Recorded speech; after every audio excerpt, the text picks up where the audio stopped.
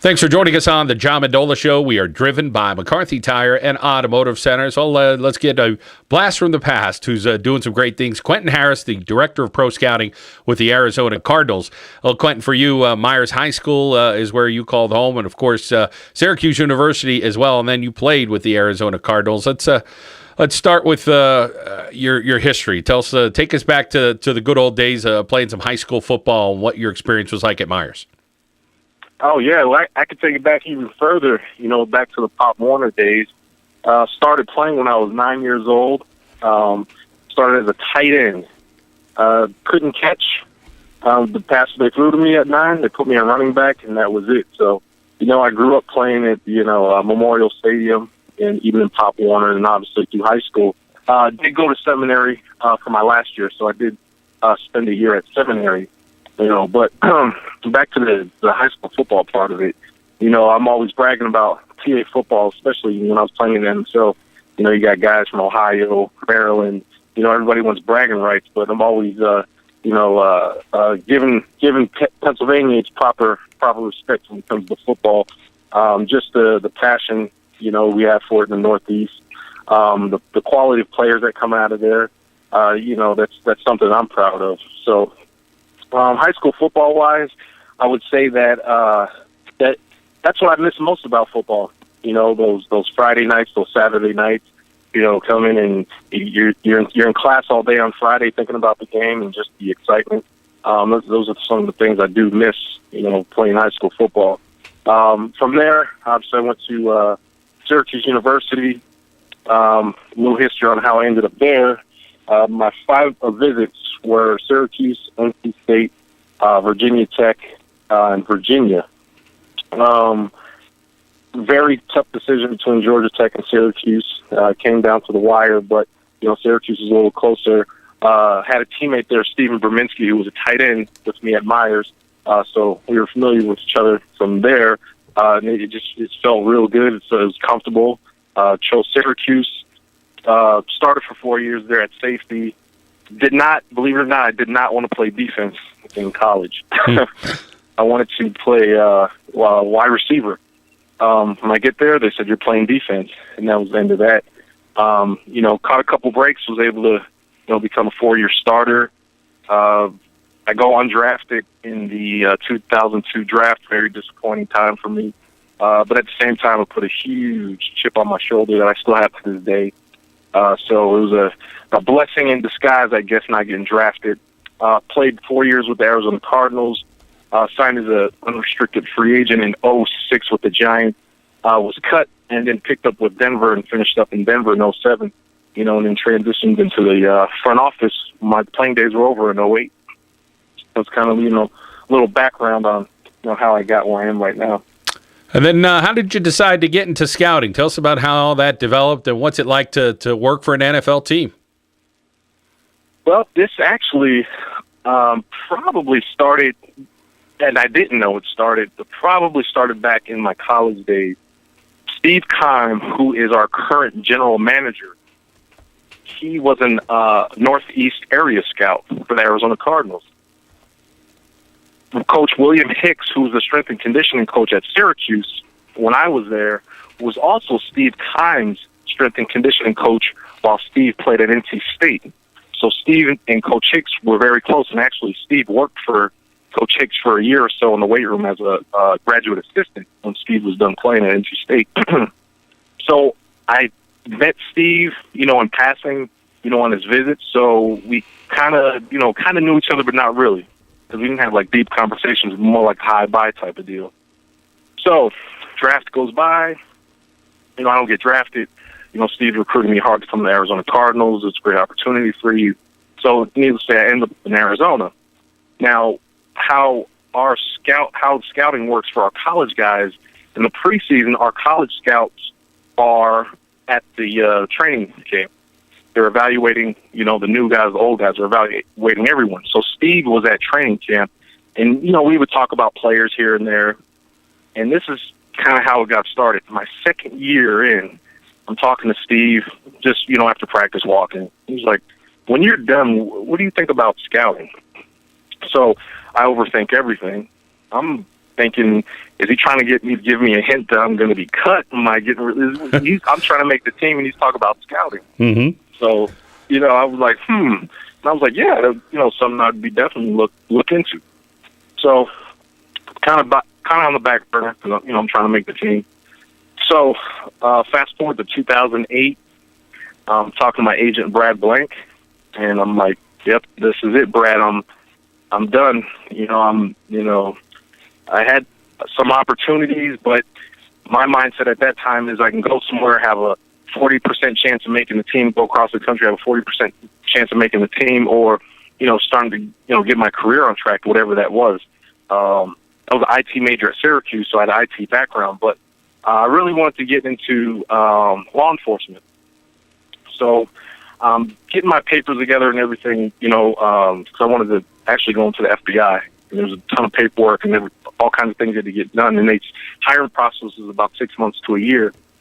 So in the meantime, I'm in communication with my agent, Brad Blank. And, I told him the story about the scouting conversation I had with Steve, but it was years ago. And Brad was like, you know what? Give him a call. So I was like, you know what? Whatever. We'll see what happens. I had no confidence that anything was going to come of it. So I called, made contact with Steve. He was fired up, wanted to get me in and interview me. And at the time, they had 3 scouting positions. There was a pro scouting position. There was a entry-level college scouting position. And then there was an area scouting position. Well, the area scouting position got filled quickly by Drew Grigson, who's now our college director. The entry-level college position, the NFS, National Scouting position, was the position I thought I was going to get. I could live in the Northeast, kind of introduction to scouting, and, I can learn. So, interview, thought it went really well. I met with Rod Graves, who was the general manager at the time. Steve was there. Everything went well. Thought I got the job. Then I got a call. Steve says, Q, sorry, we hired, Mike Bonney. He had a little more experience. He did an internship with the Buffalo Bills. So I was okay with that. I was like, well, I tried. Mm-hmm. Maybe about 2 weeks later, Steve calls me on a Friday night and says, hey, Q, could you come over to the facility on Saturday? Because I still, despite, being done playing, I still kept my house in Arizona. And it was still, near the facility. So Steve says, hey, Q, come by Saturday morning. And in my head, I'm like, he, probably feels bad because I didn't get, the college job. So I go over, and they just hired Jason Light, too, as the pro director, who's now the general manager of the Tampa Bay Buccaneers. Steve and Jason are sitting in the room, and they have the film pulled up. I have some small talk with Jason, kind of, we meet each other. And in my head, it still did not click that this is a job interview. So, they leave and they say, hey, why don't you watch these couple guys and, tell us about them. And still in my head, I'm like, oh, okay. So I basically write a novel on each one of these guys. I do too much because I didn't know what I was doing, so I just wrote everything I saw about those players. That was Saturday. Sunday, Steve calls me and said, hey, Q, we're 99% sure we're going to hire you for the pro job. I'm like, wow, because I really didn't see that coming. Mm-hmm. And on Monday, they made it official, offering me the job. So I go from, not having enough experience for the entry-level scouting job, to being a pro scout, which worked out beautifully because I didn't have to move. I was already here. I'm in-house, so, that's how I kind of ended up in the scouting world. That's a great story. Quentin Harris sharing his story about how he's become the pro scout there at the Arizona Cardinals here as we're talking with him about his experience at Wilkes-Barre, of course, his experience at Syracuse University and what it's like to be in the NFL as the director of pro scouting for the Arizona Cardinals. How about your current role right now? Tell us about, I'm sure there's a lot on your plate, but in a busy time of year with the draft just ending just a few weeks ago, what's it been like for you, Quentin? Well, yeah, that is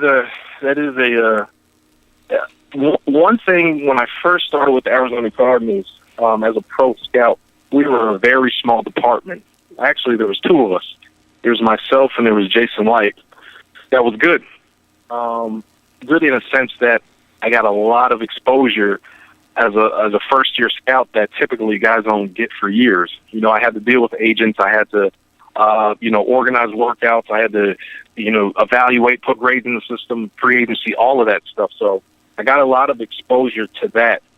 But in essence, what I do is pretty much in stages. I guess I can start with the preseason. My preseason stage is pretty much evaluating these young guys and guys that could potentially get cut around the league for those final cuts to see if any of those players that do get released can upgrade our current roster. So we're always on the lookout, especially positions in need, possible trades, anything like that that can be done in the preseason to upgrade the squad. Then once I get into the regular season, it's pretty much Groundhog Week. Every week's pretty much the same as far as my daily responsibilities, what I'm doing. Typically starts with writing up our up-and-coming opponents, strengths and weaknesses, analysis of the players, getting everything together for the coaches. And I'm always a week ahead. Once that's done throughout the week, all my film work, I typically go to our next opponent's game. So while we're playing, for instance, the Kansas City Chiefs that Sunday, I'm at Pittsburgh, watching the Steelers play if we have to play the Steelers the following week. So I do the advanced scouting in the press box with binoculars, anything that I couldn't get off of film, signals, huddle operation, any sort of injuries, anything I can't get off the film, I'll get that. On top of that, throughout the week, I'm always monitoring the waiver wire to see if a guy gets released that can help us, or maintaining the ready list. And the ready list is that next crop of guys who are on the street that if we had an injury or, we want to take a look at another guy, this is the next best available player. So maintaining that on top of the advanced scouting, on top of, writing up the league, because we write up every single player that's in the league. If you're on a roster, you're going to have a report from us because you never know when that player will get cut and you want some current information on him. So that's pretty much how it goes during the regular season. Now, right after the season ends, we get into free agency mode. During that period, we're grinding out reports. I give the coaches their assignments. Once all that is done, we'll have our free agency meeting. It's your standard meeting. Everybody reads the report. You discuss guys and just get them slotted up as best you can. We have arguments. We don't agree. But at the end of the day, we still make Cardinal decisions. So once that guy is graded and put in the spot, everybody's on board. After that free agency meeting, obviously, we transition right into the combine. Combine is when I start and I don't have a lot, but I do have some schools that I'm in charge of for cross-checking. What I mean by cross-checking is you have your area guy, you have your regional scout, and then you have a third eye or more as a cross-checker. And I'm a cross-checker, so I'll cross-check schools. It can be University of Washington, Syracuse, Florida State. I'm everywhere when it comes to that. So after the combine, the pro days start. Pro days, obviously, I'll hit a few pro days, take some time, interview some kids, and then, we'll get into our draft meetings. And then after that, we're right back in the phase one preseason. So, and that's just the Cliff Note version. Everything obviously goes in more detail. So it's pretty busy. It's always busy. It's kind of a steady grind, as I always call it. There's always work. Any time off for you? I mean, is there a couple weeks here or there at any time of the year for a guy like yourself in the position you're in? Yes. As soon as we finish OTAs, I believe they finished the 13th or 14th, somewhere right around there. I'm off from the 15th to 15th of June until July 20th. So we get about 6 weeks off.